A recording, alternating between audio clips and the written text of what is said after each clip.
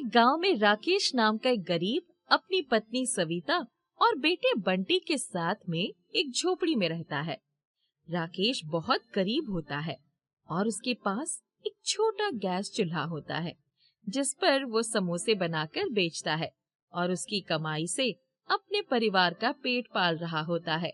राकेश अपने बेटे बंटी का एडमिशन पास के सरकारी स्कूल में करवाना चाहता है, लेकिन उसके पास पैसे नहीं होते हैं, इसलिए वो बहुत परेशान होता है। सुनिए जी, बंटी का एडमिशन करवाने के लिए हमारे पास बस 2 दिन है, उसके बाद एडमिशन बंद हो जाएगा। क्या? तुमने ये बात मुझे पहले क्यों नहीं बताई?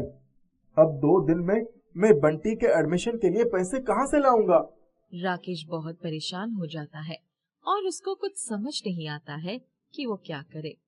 अगले दिन वो सुबह जल्दी ही समोसे बेचने निकल जाता है। वो समोसे बेच रहा होता है, तभी उसको पीछे से एक आवाज आती है जो कि कालू सेठ की होती है। नमस्ते कालू सेठ, आपने मुझे बुलाया? हाँ राकेश, सुना है तेरे समोसे इस गांव में बहुत फेमस हो रहा है? मेरा धंधा बंद करवाना है क्या तुझे? कालू सेठ की बात सुनकर राकेश कुछ नहीं बोलता और नीचे देखने लगता है। कालू सेठ राकेश की परेशानी भांप लेता है और उससे कहता है, क्या हुआ राकेश, बहुत परेशान दिखाई दे रहा है। पैसों की जरूरत है क्या? तो बता मुझे। सामने से कालू सेठ की ये बात सुनकर ना चाहते हुए भी राकेश के मुंह से बंटी की एडमिशन की बात निकल जाती है। कालू सेठ बहुत चालाक होता है। वो मन में सोचता है, बहुत अच्छा मौका है, इसको उधारी में फंसाकर अपने यहाँ काम कराऊंगा और 2 गुना मुनाफा कमाऊंगा। कितने पैसों की जरूरत है? बता, अभी देता हूँ। मैंने सुना है एडमिशन कल बंद हो जाएंगे।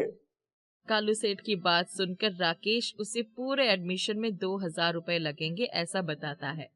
कालू सेठ तुरंत 4000 रुपए निकाल कर राकेश को दे देता है। अब राकेश बहुत खुश हो जाता है क्योंकि अब वो अपने बेटे का एडमिशन स्कूल में करवा सकता है। वो खुशी से अपने घर आता है और सारी बात सविता को बताता है। ये बात सुनकर सविता खुश होती है और अगले दिन राकेश बंटी का एडमिशन करवा आता है, जिसके बाद बंटी स्कूल जाने लगता है और राकेश अब पैसे बचाता है और सविता से कहता है, सुनो भाग्यवान, अब मैं जितने पैसे तुमको घर खर्च करने के लिए देता हूँ, तुम उसमें से पैसे बचाना शुरू कर दो ताकि हम जल्द से जल्द कालू सेठ का उधार चुका सकें। हाँ हाँ, मैं रोज थोड़े पैसे अलग रख देती हूँ। अब एक दिन जब राकेश समोसे बेच रहा होता है तब कालू सेठ उसके पास आकर अपने पैसे मांगता है। राकेश के पास उस समय पैसे नहीं होते, इसलिए वो आधे पैसे देने की बात करता है, लेकिन कालू सेठ पूरे पैसे मांगता है, इसलिए राकेश को अपना सारा सामान बेचना पड़ता है और सारा सामान बेचकर राकेश कालू सेठ को 4000 रुपए दे देता है। कालू सेठ पैसे लेकर हंसता हुआ वहाँ से चला जाता है। आपको ये क्या हुआ है जी? सविता, आज कालू सेठ अपना पैसे लेने आया था और उसने मेरी सबके सामने बहुत बेइज्जती की, जिसकी वजह से मुझे अपना समोसा बनाने का सारा सामान बेचकर उसका पैसा चुकाना पड़ा। अब मेरे पास कोई काम नहीं है, कहाँ जाऊं मैं? कौन करेगा मेरी मदद? मेरा परिवार क्या खाएगा, क्या पिएगा? तब सविता राकेश को माता के मंदिर जाने के लिए कहती है। राकेश अब माता से मदद मांगने मंदिर जाता है और पूरी रात माता के मंदिर में रोता हुआ माता की आराधना करता है और वहीं ही सो जाता है। सपने में माता राकेश को दर्शन देती है और उसे कहती है, बेटा राकेश, मैं जानती हूँ तुमने कभी किसी इंसान के साथ गलत नहीं किया है, सबका भला ही चाहा है। मैं तुम्हारी परेशानी जानती हूँ और तुमको आशीर्वाद देती हूँ। अब से तुम जिस चीज से चाहोगे उससे स्वादिष्ट जादुई समोसे बना सकोगे और अब से तुम मेरे मंदिर में रहकर मेरे भक्तों को अपने हाथों से बनाए हुए स्वादिष्ट जादुई समोसा खिलाना। तुम्हारे सारे दुख दूर हो जाएंगे पुत्र। अरे सुन भाई, जल्दी उठ और समोसे बना, भक्तों की भीड़ बढ़ रही है। पंडित जी, समोसे बनाने का सामान कहाँ है? पंडित जी एक कमरे की तरफ इशारा कर देते हैं और राकेश उस कमरे में जाता है। वहाँ समोसे बनाने का सारा सामान देखकर खुश हो जाता है, क्योंकि ये उसका ही बेचा हुआ गैस चूल्हा होता है। अब राकेश खुशी से समोसे बनाता है और सारे भक्तों को उसके जादुई समोसे खाकर मजा आ जाता है और सब उसको कुछ ना कुछ पैसे देते हैं। हाँ हाँ, मजा आ गया पापा। ये तो जैसे जादुई समोसे हैं। ऐसे समोसे मैंने आज तक नहीं खाए। बंटी सच कह रहा है, इसका स्वाद सच में किसी जादुई समोसे से कम नहीं है। राकेश भी जब समोसा खाता है तो उसे यकीन नहीं होता कि ये उसके हाथ की ही समोसा है और वो बहुत खुश होता है। एक दिन राकेश मंदिर पर समोसे बना रहा होता है तो वहाँ कालू सेठ आ जाता है और वहाँ रखा सारा तेल, घी और रिफाइंड ऑयल चोरी करवा देता है। राकेश जब तेल ढूंढता है तो उसको तेल नहीं मिलता है और कालू सेठ वही खड़ा हंस रहा होता है। बहुत होशियार बनता है ना तू। अब बिना तेल के समोसे बना के दिखा। इतने में पंडित जी भागते हुए राकेश के पास आते हैं और उसको जल्दी से समोसे बनाने के लिए कहते हैं, क्योंकि मंदिर के बाहर समोसे के लिए भक्तों की भीड़ लगी हुई होती है। अब राकेश को कुछ समझ नहीं आता है और वो एक खाली टिप्पा उठाकर उसमें मंदिर के पास बने घाट का पानी भर लेता है और उसे समोसा बनाता है। राकेश भैया, ऐसा समोसा हमने आज तक नहीं खाए हैं। आपके हाथ के समोसे पहले भी बहुत स्वादिष्ट बनते थे, लेकिन ये तो जादुई समोसे लग रहे हैं। क्या नाम है इन समोसों का? भक्त जानो, ये जादुई पानी के समोसे हैं, जो कि माता का आशीर्वाद है। सारे भक्त ये सुनकर बहुत खुश होते हैं और राकेश को इनाम में बहुत रुपए देते हैं। अब राकेश उन पैसों को जोड़कर एक नई दुकान खोलता है और उसका नाम जादुई पानी के समोसे रखता है।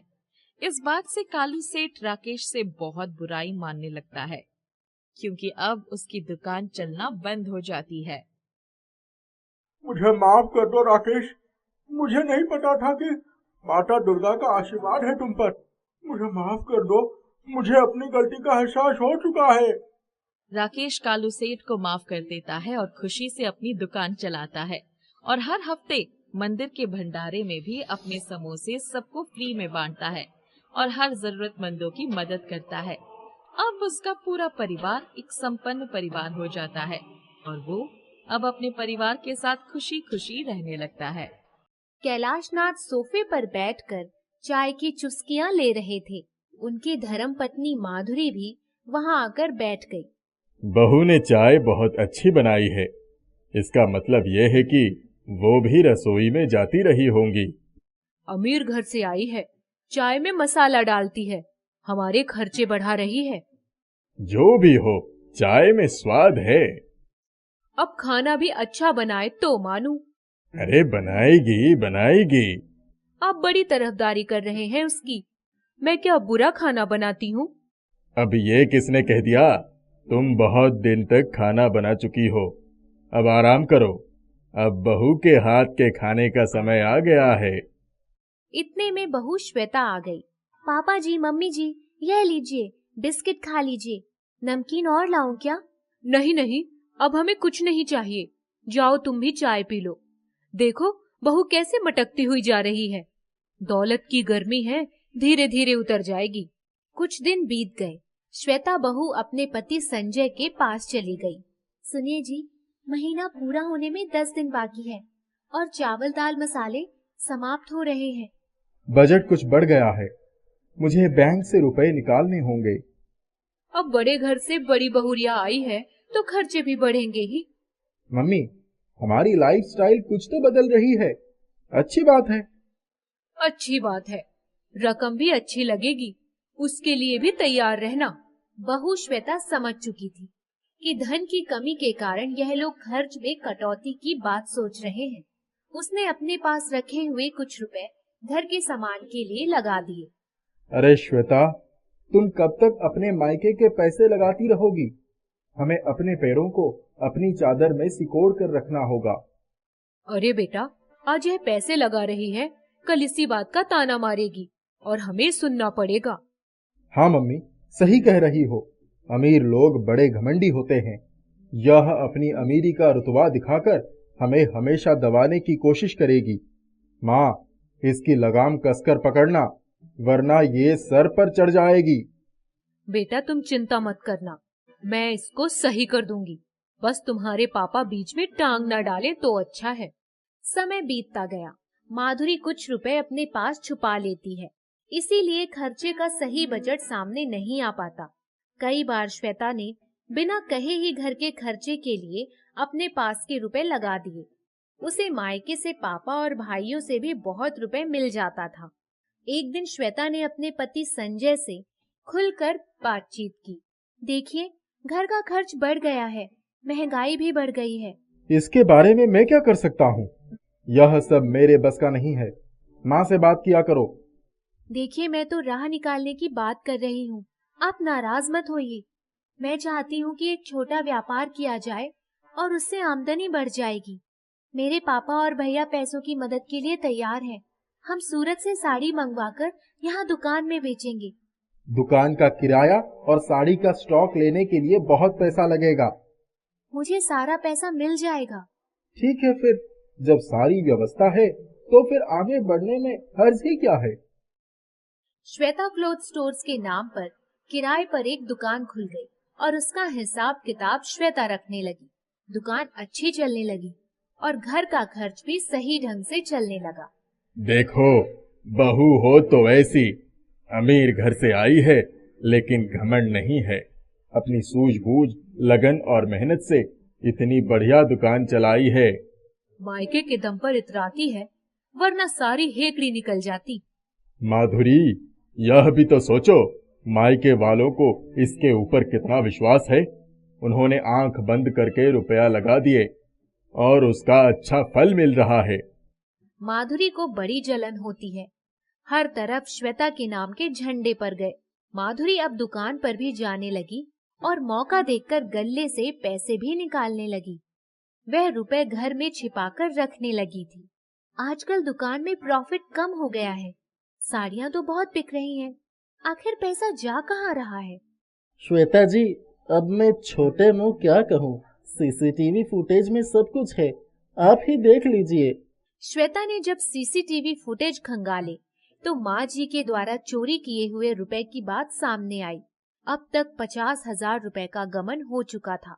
श्वेता ने अपनी सासू माँ से कुछ नहीं कहा। वह चुपचाप उनके पैसे रखने की जगह चेक करती रही। कैलाश बाबू कुशल खिलाड़ी थे।